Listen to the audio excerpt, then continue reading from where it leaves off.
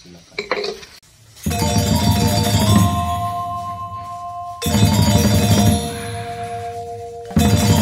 Aromanya beda dari kopi yang lain.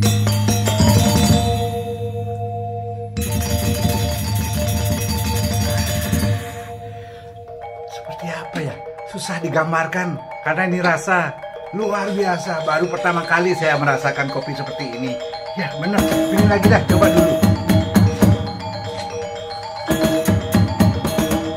Aduh, makin lama makin terasa nikmatnya. Bener, ini bener-bener kopi Pamangku memang hebat. Ayo kita coba. Ya.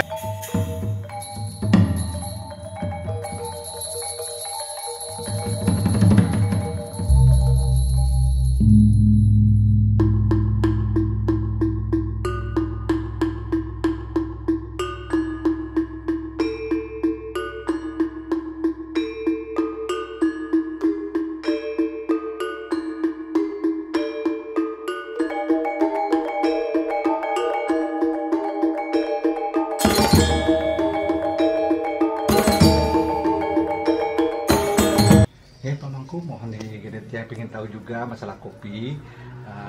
Ini kira-kira kopi apa aja yang ada, Pak? Jenis kopi dan sebagainya. Karena tiang awam masalah kopi, mungkin Pak Mangku bisa ngasih tahu tiang jenis-jenis kopi yang bisa dikomersilkan atau yang kita minum sehari-hari. Nah, mungkin Pak Mangku bisa jelaskan. Kalau kopinya sih sesungguhnya yang memang betul-betul banyak di pasaran, ada kopi Robusta dan Arabica. Jenisnya ada dua, Robusta dan Arabica. Jadi yang dominan ada di pasar itu adalah Robusta. Kenapa Robusta banyak? Karena di dunia dimanapun termasuk di Indonesia itu luasannya lebih banyak ketimbang dengan Arabica. Nah, Arabica itu hanya bisa tumbuh bagus dan enak rasanya ketika dia tumbuhnya di atas 1000 meter dari permukaan laut. Nah, itu makanya kopinya ini ada perbedaan. Kalau Arabica ada aromanya, enak rasanya. Nah, enak rasa dan aromanya sesuai dengan agroklimat daerah yang bersangkutan. Jadi kopi Gayo, kopi Ijen, kopi Kindomani, Bajawa, Toraja, Wamena dan sebagainya punya ciri khas tersendiri. Ya. Itu dari tekstur tanah atau geografisnya yang mempengaruhi rasa. Tapi varietasnya itu Arabica. Oh, jadi ada pengaruh juga masalah tanah yang di daerah itu yang menyebabkan taste rasanya berbeda. Begitu Pak Mangku ya. Jadi kalau Robusta itu tidak ada aroma. Robusta ada aroma. Dan luasannya atau mungkin produksinya mungkin sekitar 90% kopi yang ada di dunia dan 10%-nya ada hanya Arabica.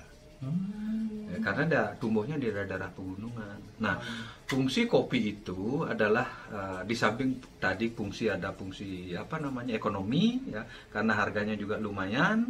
Ketika kopi itu Arabica terutama dikelola dan diolah dengan cara baik dan benar, itu ada SOP-nya. Nah, itu ya.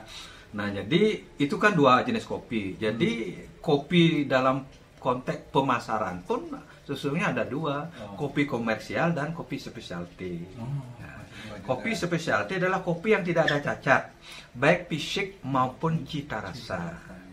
Sedangkan kopi yang komersial adalah kopi yang ada cacat, baik fisik maupun cita rasa. Nah, komersial ini bisa Arabica dan bisa Robusta. Nah, kalau di masyarakat biasanya yang beredar di dagang-dagang kopi itu tuh yang jenis mana Pak Mangku? Kalau kita berpikir tentang cita rasa, karena ini adalah kopinya adalah yang umum dan murah itu adalah kopi komersial, adalah kopi Robusta Pak. Karena murah Pak. Iya, Robusta komersial ya. Komersial. Itu kan di pasar kadang-kadang sekarang kan orang mau mengkonsumsi kopi kan lihat enaknya ya. Kalau memang mau mengkonsumsi kopi, sesungguhnya harus kita minum kopi tanpa gula.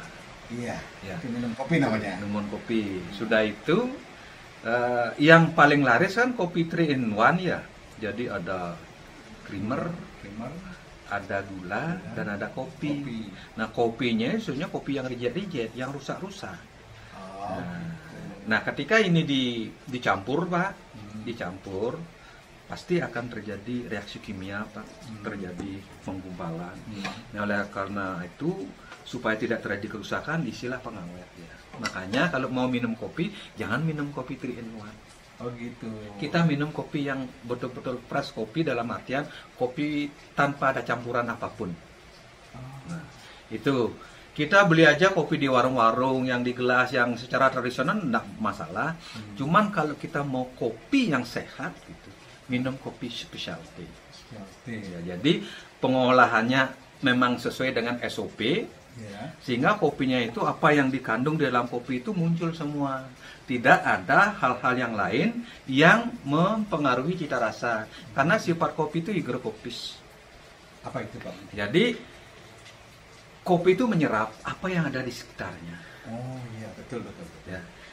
Nah, umpamanya kita mengolah kopi di samping kandang ayam umpamanya, mungkin rasa tai ayam bisa, karena dia berpengaruh, menyerap dia. Oh gitu ya. Ya.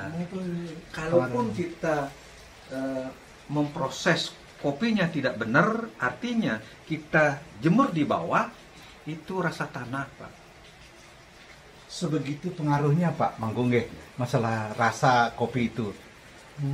Jadi kopi itu harus betul-betul diperlakukan bagaimana susunya, karakter itu biar muncul, harus bagus gitu loh.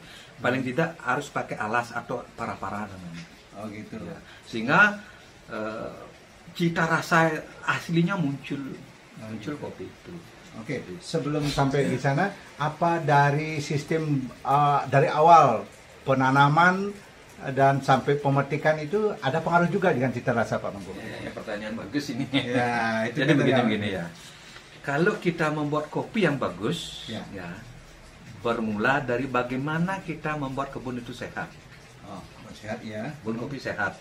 Jadi yang disebut dengan kebun kopi itu sehat adalah GAP, Good Agriculture Practices.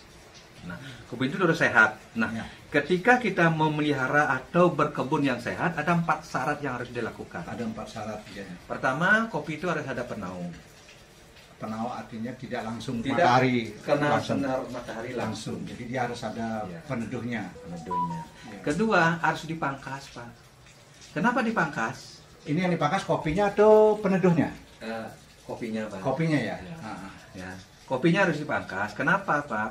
Karena satu ruas itu hanya menghasilkan sekali proses pembungaan dan pembuahan. Oh. Panjang. Udah hasil, nanti panjang kedua nanti. Nah, sampai panjang ketiga ya kita harus potong biar ada cabang baru lagi, karena yang berbuah itu di cabang baru. Ya. Cabang yang lama sudah pernah berbunga, tidak akan pernah berbunga lagi. Tapi pucuk keluar ya, pucuk batang. Oh, gitu. Nah, makanya pemangkasan sebenarnya ada 2. Ya. Pemangkasan bentuk dan pemangkasan produksi. Nah, gitulah. Nanti kalau kita diceritakan tekniknya itu lama ya. Panjang sekali. Ya. Yang penting dipangkas dulu. Betul. Ya. Kalau yang ketiga adalah kita harus memupuk. Pakai pupuk. Nah, idealnya pupuk organik. Ya. Oh, gitu. Karena apa? Kita ingin sehat kan.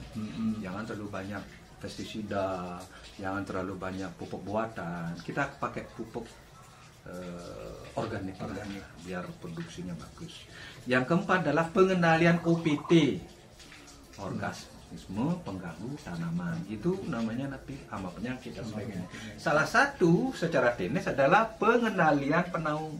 Ketika musim hujan, nah penaungnya dikurangi sedikit biar tidak terjadi kelembaban. Tetapi kopi sesungguhnya tidak terlalu banyak kena penyakit, Pak. Ketika ditanam di daerah atau habitatnya yang sesungguhnya. Makanya kalau Arabica ditanam di atas 1000 itu bagus. Nah, kalau di bawah itu umpamanya 500, 600 itu akan rentan kena karat daun. Karat daun ya.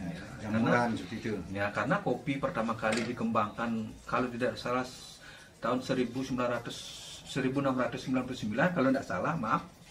Itu yang pertama dikembangkan oleh Belanda itu kan Arabica. Ditanam di seluruh wilayah, tetapi banyak yang hancur karena karat daun. Nah, digantilah dengan Robusta. Nah, yang Arabica tumbuh bagus di atas ketinggian. Nah itu yang menyebabkan kopi Arabica itu rentan terhadap daerah bawah dan sangat bagus, dan termasuk cita rasa itu akan mencapai tingkatan yang bagus sekali taste-nya ketika tingginya bahkan mungkin lebih dari 1.500, 1.600 bahkan 2.000. Enak sekali, bisa. Enak sekali kopi.